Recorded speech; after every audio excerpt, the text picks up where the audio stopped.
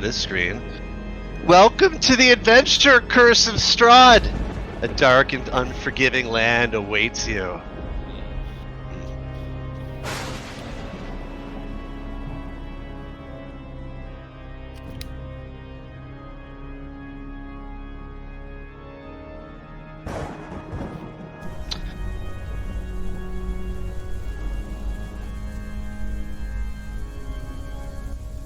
Alright, we begin our story outside Daggerford, near Waterdeep on the Sword Coast. A small party trudges south along the road just outside town. Am I recording? I'm not recording, 1 second. Some of them are friends, some are not. They're together now at the request of Duchess Morwen.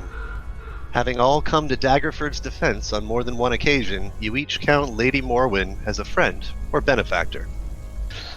Tarek and Truno, you were invited to dine with the Duchess and enjoyed pleasant conversation over hot, spicy soup and tenderly cooked pheasant.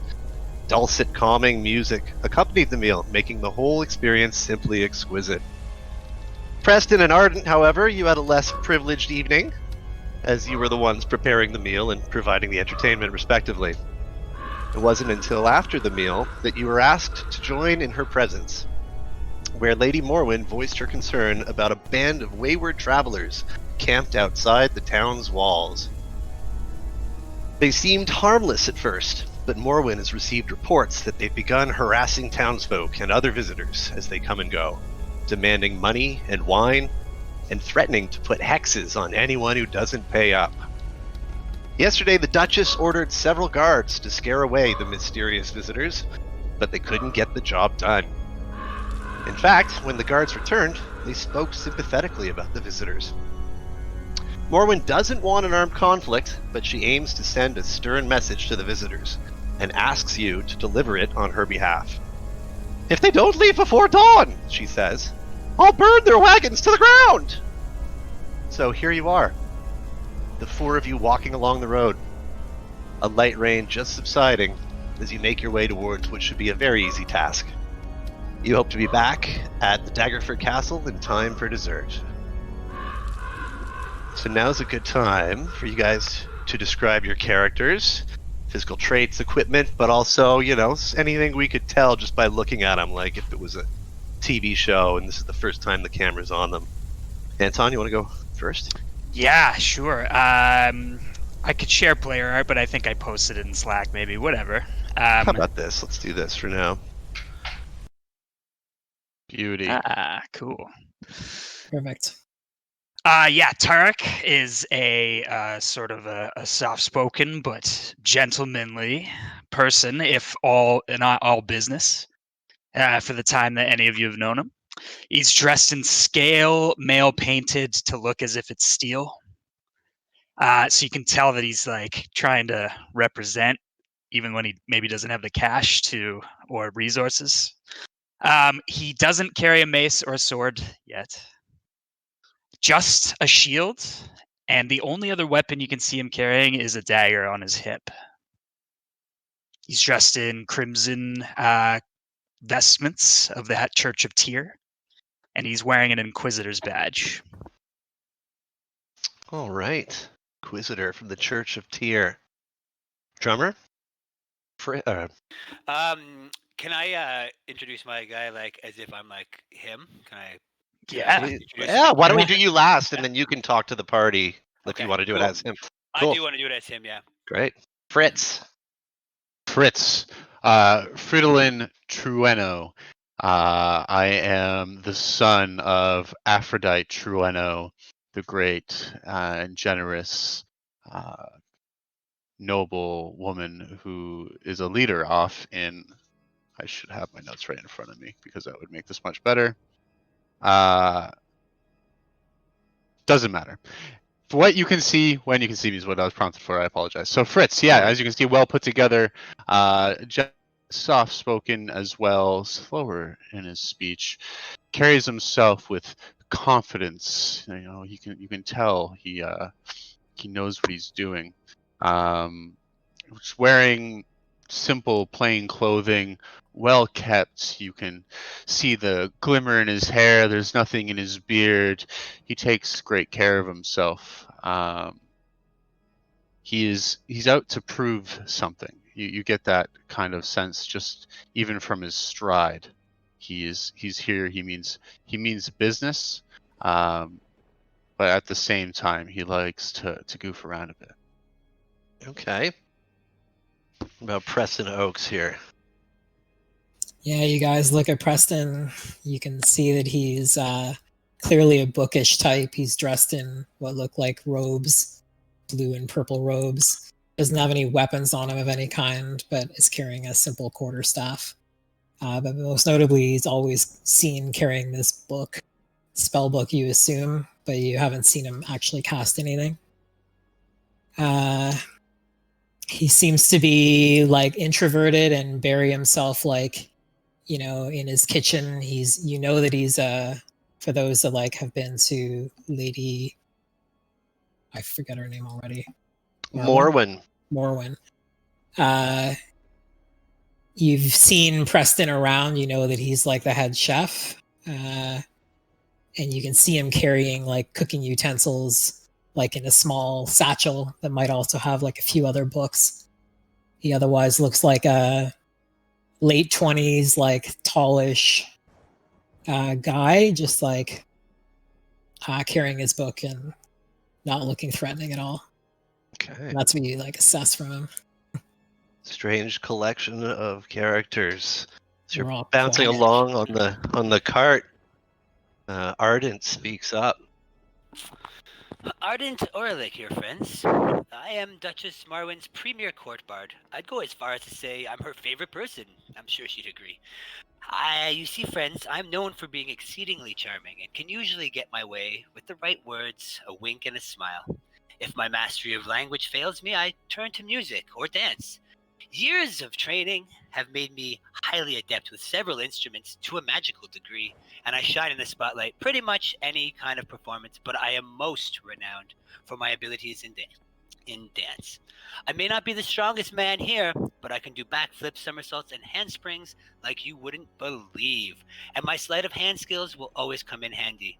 Surely you've heard of my pickpocketing acts. I've been performing them on stages all over the area for years, hugely popular. The items I'm able to extract from the crowd, almost unbelievable. But I am no thief. I always return the volunteers' possessions, usually earning me a generous tip, and so it goes. As I feel like, guys, I should really be the one to deliver this message. I can do it. This is really my skill set. What do you all think? Well, I'm sure that you are all you say. But just do me a favor and don't ever wink and smile at me. You got it. You got it, Captain. I would love for you to take on this specific task. You seem to have a way with words and smiles. I would prefer that we avoid violence. Same. Me as well. So here you are, 4 very different people with one shared goal. And it doesn't take the party long to come upon the problem Lady Morwen was describing. Wait, you're on the road out to Daggerford. Yes, that's right. Bumbling along, cool. And you stumble.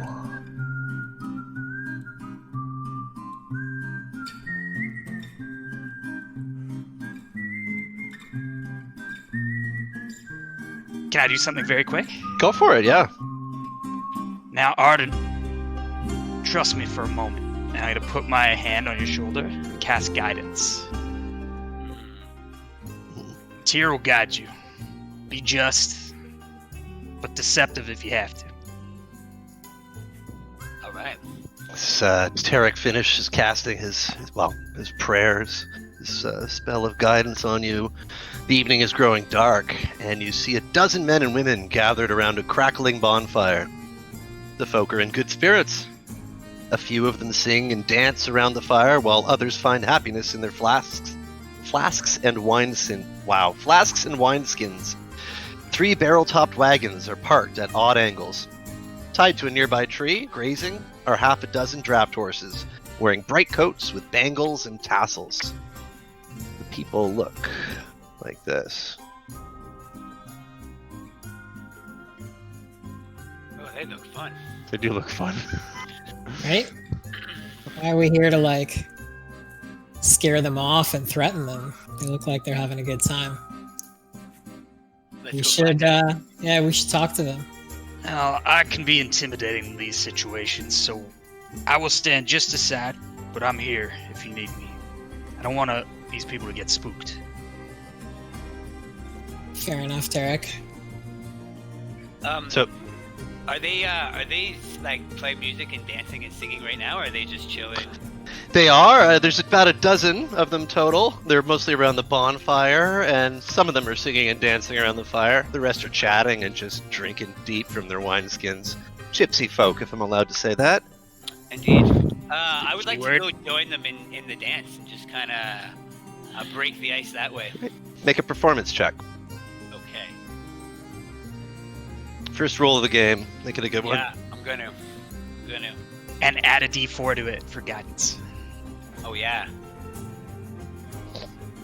Okay.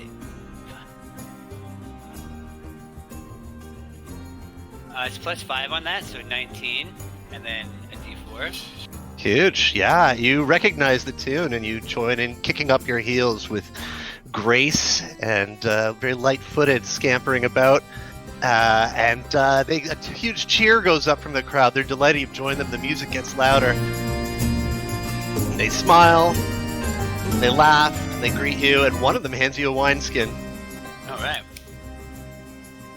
Cheers. Do you want- I'll drink from that. All right. You drink from it. It is delicious. It is a vintage you can't often get. Well, you almost never get it. These people are the only ones who bring it. It's got a strange label on it. It says the Wizards of Wine Winery. And you hand it down the line. Yeah. Fellas, this is delicious. Try some. You're quickly tired. Well, not that tired. You're a good dancer, but they're tired.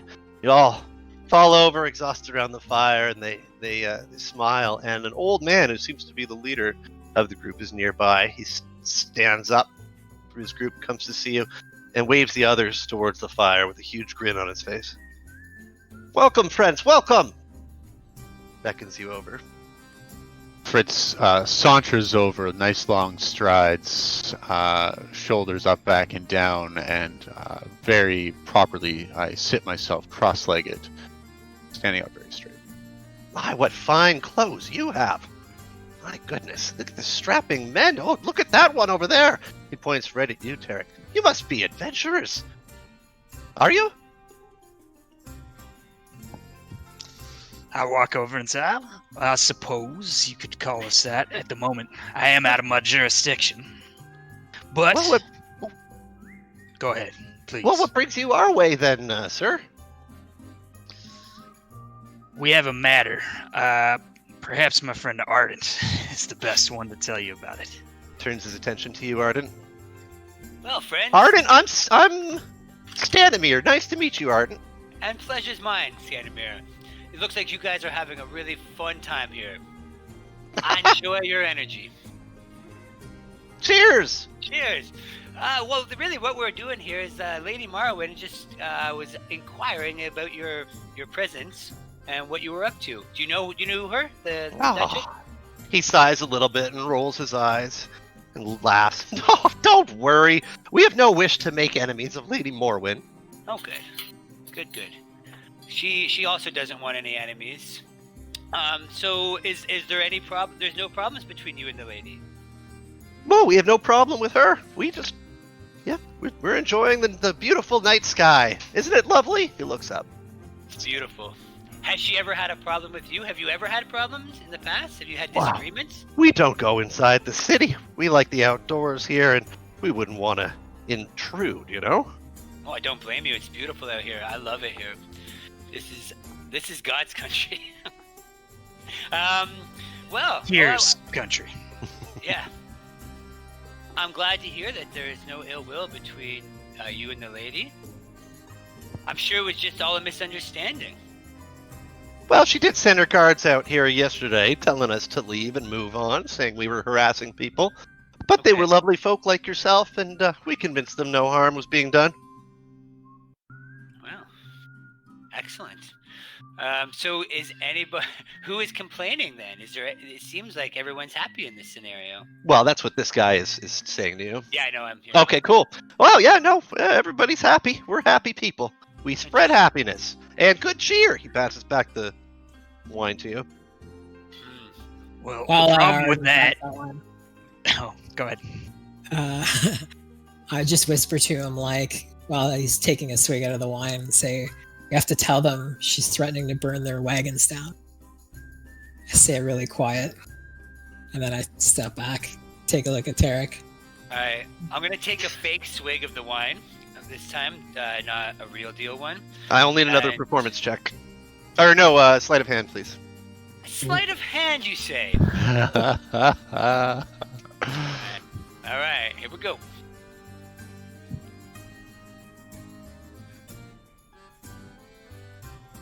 +5, 14. Yeah, he's a little drunk already. Doesn't seem to notice, and I don't think he would suspect anyone would do that anyway. So yeah, you get away with it. Great. Okay, so friend, here's the truth of it. Lady Marwyn, I mean, I think that you guys are great. I have no problem with you at all. She does have a slight issue with your presence here, and she is going to escalate matters if you don't move along. So we came along to mend this tide, to maybe show you a better spot to be. There's plenty of beautiful spots out here. If we go to the north, for example, I know there's some beautiful areas. So maybe we He can move laughs, cutting you off. Nice areas, eh? We travel. We're nomads. We know all the best spots. Perhaps we could show you one. She wants us to move along, eh? They are always wanting us to move along. He looks at you steady-eyed, kind of eyes you up and down. Make a persuasion check. Persuasion.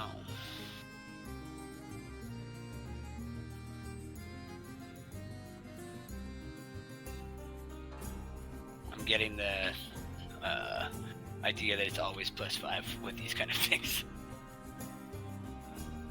Ooh, 6. Wait, Yeah, you misrolled that. Oh, There's a slash in there. you got it. It's hard to see. Sorry. come on. Ow. After eyeing you up and down, and he says, well, you know, if she wants us to move, she'll make sure we move. The guards yesterday, she said, seemed like a formality. They were lovely chaps. No, you've already shared our wine. We're gonna go back to dancing. Sort of turns away from you. Why Left to not walk. avoid any conflict in the future? Maybe you should show us this next good spot. Why not move just a little bit further? Your words are now falling on deaf ears as you fail to persuade him. He's Damn. more interested in dancing and drinking. Well, he's not dancing much. He's an old man, but he's gone back to his drink. Sir, Okay. I must insist.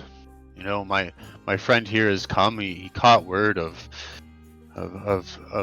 Lady Morwen's wishes and came straight to you to give you a warning. It's really kind of trying to do you a favor. now, is it, Sonny? Make an intimidation check. Oh, okay. Oh!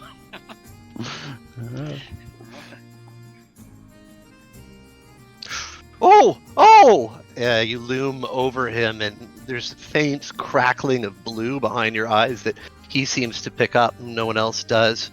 And he sort of shrinks back and goes, okay, all right, okay. Well, I'll tell you what, I have a story to tell all of you. If you listen to it, then we'll go. We'll go this very night. Deal. Yeah. Perfect. All Good right. job, big guy. You all sit down around the fire beside him. This better be good. Stenimir fills his mouth with wine, then spits into the fire. The flames turn from orange to green. As they dance and sway, a dark shape appears in the bonfire's core. We come from an ancient land whose name is long forgotten. The land of kings! Our enemies forced us from our homes, and now we wander the lost roads. The dark shape in the fire takes the form of a man being knocked from his horse, a spear piercing